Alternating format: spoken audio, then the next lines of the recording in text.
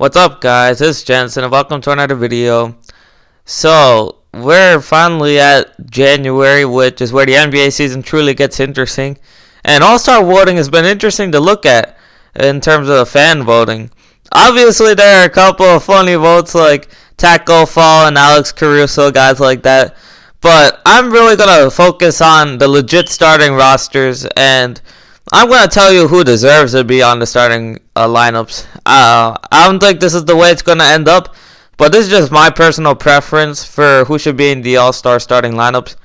Let's start with the Western Conference. This is probably the easy conference out of the two to pick for the All-Stars. And at point guard, I think Luka Doncic is the easy choice, especially with Steph Curry being injured this year. Nobody's been close to Luka in terms of the point guard position. This guy is special. He's such a great passer. He's so efficient at scoring, rebounds, the whole thing. He's an entire package. Doncic easily starting at point guard in terms of Western Conference. And then at shooting guard, it would be James Harden for me, leading the NBA in scoring once again. Even though the Rockets haven't been that impressive, you have to admit that James Harden is having another one of those historic seasons once again.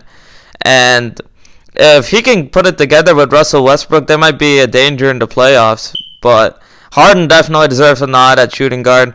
At small forward, obviously LeBron James is here.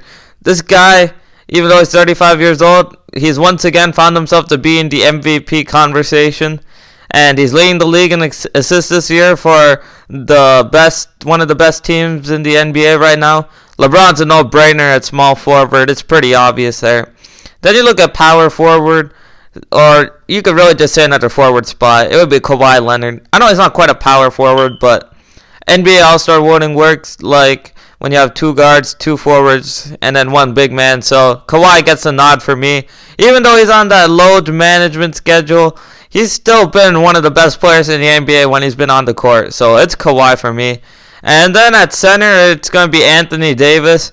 I know he wants to be classified as a power forward, but let's be honest. When you're 6'11 and you have ball handling skills like that, you really are a center. So AD, he's having a MVP type season, and there isn't a center in the Western Conference close to where he's playing at right now. So AD at center. Now for the Eastern Conference, that's where things get a little tricky, especially at the guard position. I'm going to go with Trae Young for the point guard position. And I know it's going to be a little controversial because the Atlanta Hawks stink this year. And people are going to accuse Trae Young of putting up empty stats. No, he's not. He's putting up 29 points and 8 assists. Like, he's playing at a pretty high level right now. And let's be honest, guys. John Collins got suspended for 25 games for PED use. The second best player during that time for Atlanta was probably Kevin Huerter.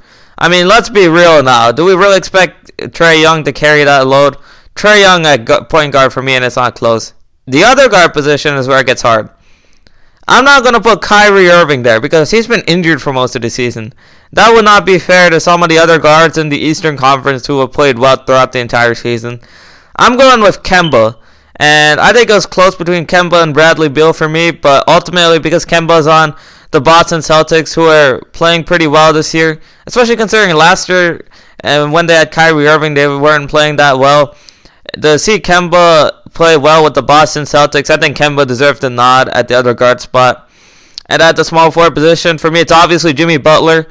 Arguably on the most surprised team this year, the Miami Heat. Jimmy has been absolutely sensational this year, and he's completely created the identity for that team. I think we have to give props to Jimmy Butler for what he's been doing in Miami.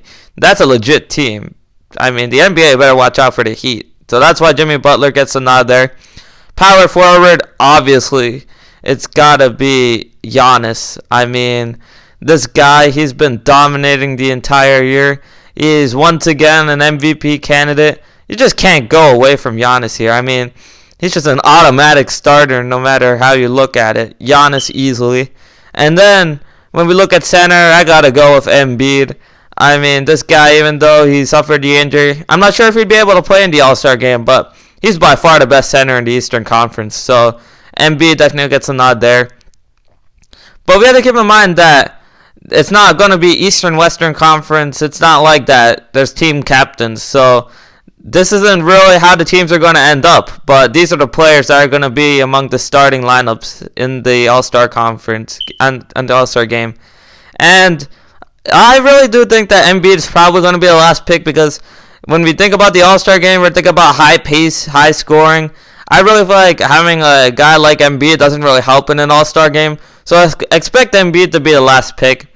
As for snubs in each conference, I think Brandon Ingram probably gets snubbed, and I don't think it's fair because he's been averaging about 25 points per game. He's been sensational this year.